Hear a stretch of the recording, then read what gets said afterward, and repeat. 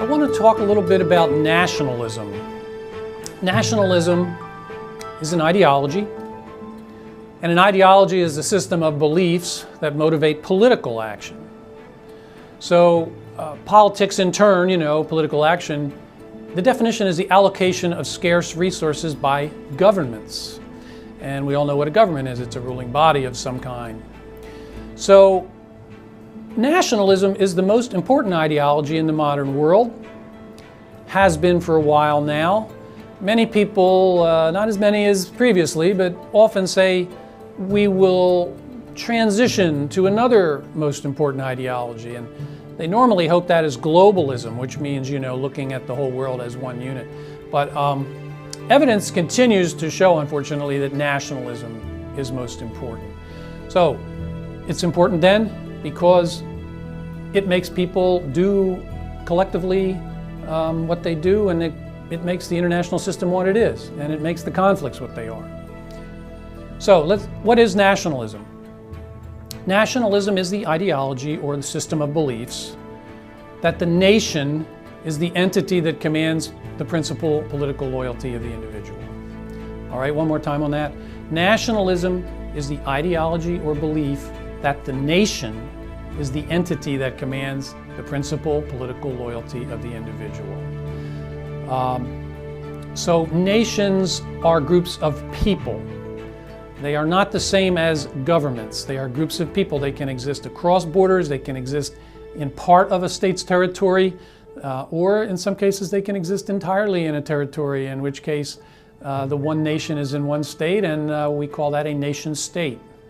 So I've defined nationalism in terms of the word nation, which of course is always a bad way to define something by its own term. So that begs the question, what is a nation? Okay, so there are three requirements to make a group of people a nation. Sometimes people can just possess the first one. Sometimes they can possess the first two. But that does not make them a nation. I'll explain that. They have to possess all three of the following traits. First, the group has to be a group of similar people. Now, there's a wide range of how you actually can define what similar is, but what's normally used is perhaps they have the same religion, they speak the same language, they have the same culture, historical experience, they have the same attitudes, things like that. Now, the second trait is that the members of this group of similar people recognize their similarity and accept it. For example, my own background is Irish and German, and those would be nationalities. I didn't say Ireland and Germany, those would be states. I said Irish and German. However, I don't relate to the country of Ireland and the Irish people living there. My ancestors emigrated to the US some time ago, for example. On the other hand, someone who has just emigrated to the United States for Ireland probably has very strong ties to the Irish nation. That is the group of people in Ireland with all of those traits that you associate with the group of people who live on the island of Ireland. So you have to be similar, you have to recognize the similarity and kind of embrace it. This does not mean you're a nation, but it does mean you are more or less what we call an ethnic group or a subnational group. And that means you do have a collective sort of set of traits, and you are proud of them and you celebrate them. So I think we can consider several groups in the United States, perhaps African Americans, perhaps recent immigrants would be Somali Americans up in the upper Midwest, things like that. They still do identify with their parent nationality, if you will. So the decisive thing, when you have those two already, the decisive third thing that does make a group of people a nation is that they want to be self-governed. Okay, what does self-government mean? in most cases, it means this group wants to have its own state. Okay, and as we know, a state means they want their own exclusive territory. They want to have their own government. So, a nation is a group of similar people who recognize their similarities and want to be self-governing. Now, it's the third characteristic that causes much of the conflict in today's world. First, being a nation is self-determined. Somebody, let's take the Palestinians. They're a nation because they say they're a nation. And you can go back in history and say, well, back in 1860, I don't know what particular year, but they didn't have that awareness of being a nation. And that could be entirely true. I'm not saying one way or the other on that, it's not my field. But what I am saying is today, they consider themselves a nation. They want their own state. And they are distinctive from the other peoples in that region. So, unfortunately, let's carry that a little further. The Israelis, they're a nation, right? They're a group of similar people, different than the Palestinians, who recognize the similarity, and they not only want to have their own state, but they at the moment have it.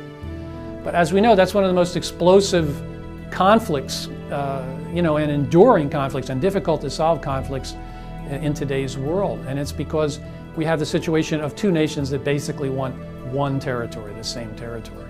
How does one resolve that?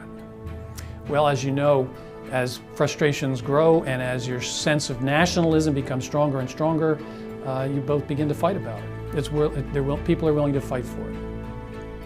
Now, why is it so strong? Why is nationalism the strongest ideology? I think it boils down to the idea that rule by one's own people is the most desirable form of rule that any individual human can want. If you're talking about human security, you feel most secure when people like you, however you define that, are in charge, and ideally you have the vote, and their actions reflect your will, or at least the collective will of your nation. Think of other examples, which I'll go over in a minute, and you can see how sometimes nations are peaceful within a country where there are many nations. Other times they are not. Now, before I go into the different ways that states and nations can line up, I want to stress that nationalism can achieve extremely good results as well as cause some of the conflicts that we're talking about. Nationalism can actually stimulate democracy in some cases, for example. So let me, since we're talking more conflict resolution, let me emphasize some of the negative effects. A lot of it has to do with how nations line up with the territorial states that dominate today's international system, the sovereign states. The best combination, if you will, is one nation in one state, which we term a nation state. That would be, for example, France. Most of the people living in the state of France, the French, right? The French people share a common heritage. We know that there are immigrants and that oftentimes they're from Northern Africa because of France's colonial heritage, and that they often cause friction with the other nationality who call themselves French and who make up the vast majority of that country. So France is a good example of a nation state, but one that does, have some stresses on it due to immigration by people who often have a different culture, and there's always some stress, it seems, that occurs there. Now, another case, which by the way is the most prevalent, I should say that nation states only make up about 10-12% of all the states in the world. They're a minority. So the most common is what we call a multinational state.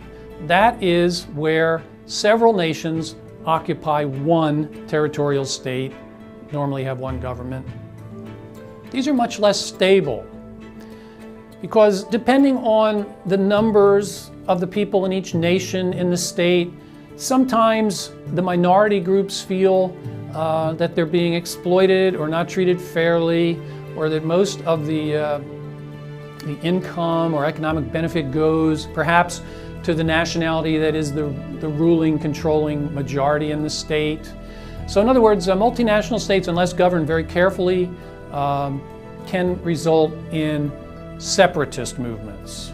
And separatist movements can be handled in a number of different ways: by diplomacy, by negotiation, by creating laws, creating institutions that share power. But they also can erupt into violence and then need resolution of the conflict, which oftentimes has to do with some acknowledgement of the minority nation and treating them in a, more respectable or taking better care of their human rights fashion.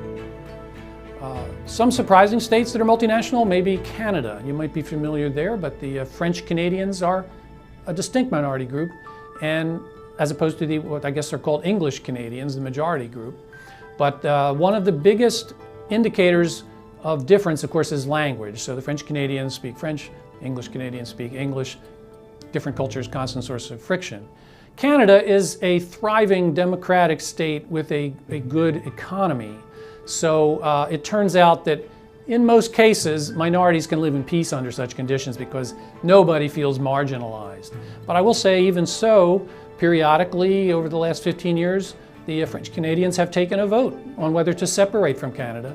And they actually came very close to separating in the last vote. It was a vote of like 49 against and 51 for. So another example that might surprise you are what we consider fairly stable states like Switzerland, which actually has 4 nationalities: a German component, an Italian component, a French component, and a native Swiss component. But again, the economic welfare and the governance is so inclusive that it doesn't really pose a problem. Each group lives in a certain area, more or less, of the state, and so they do have a degree of self-rule. And then lastly, I was going to mention even the United Kingdom, which recently had a vote of whether the Scottish, one of the 4 kingdoms in the United Kingdom, would separate.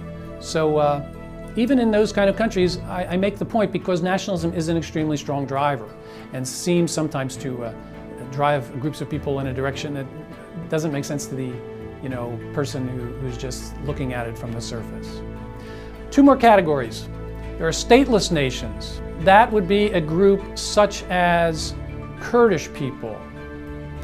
They are a unified nation of people. In other words, they live in a geographically contiguous area, but they tend, some live in the country, the state of Iraq, some live in the country of Iran, some live in the country of Turkey, some live in the country of Syria. They would prefer to redraw those lines and have a new state come on the international arena called Kurdistan. Because they're all one nation, they want to be self-ruling. So that's an example of a stateless nation. They tend to be unstable. And then lastly, there are multi-state nations. That is your one nation but in 2 states. That's your former East and West Germany. It's your former North and South Vietnam. It's your former North and South Yemen, all of which have combined. The forces to combine back into one nation under one state are very strong. And then North and South Korea is an example of a currently existing multi-state nation, and I think you can see how unstable that is, or at least how prone to conflict that is. Okay, so nationalism and the way that different nations line up with the territorial states in the international system are just very important drivers of many conflicts, and you should be very aware of those sorts of things, whether it happens to have a predominantly ethnic conflict element, whether it's maybe predominantly religious conflict. It all sort of falls under the we versus they idea. The we group is us, we take care of ourselves. The they group is, however you define it, others. They're different than us, maybe we don't trust them. How do we all live together in peace? Problematic. I will say in closing that once a group can successfully establish itself as a nation, I believe Palestinians are the best example. It's taken them a while, but they are acknowledged generally as a nation. Some countries disagree, but majority-wise, They're acknowledged as a nation, and that is why two-state options are being discussed, for example. That you'll have to have a state of Palestine to accommodate the Palestinian nation, even if it takes a piece out of the state of Israel or other states. So as you look at various cases of conflict resolution, you should be aware of the efforts of groups to gain legitimacy by being declared a nation by the majority of the world states, the UN, and other bodies. It's very powerful.